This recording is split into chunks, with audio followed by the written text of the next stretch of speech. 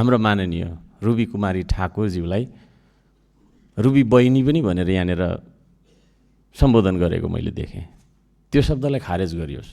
यहाँ कोही कसैको बहिनी, कोही नातिनी, होइन, कोही बाजे, कोही मामा भान्जा भन्ने हिसाबले हामी यहाँ बोल्नु हुँदैन।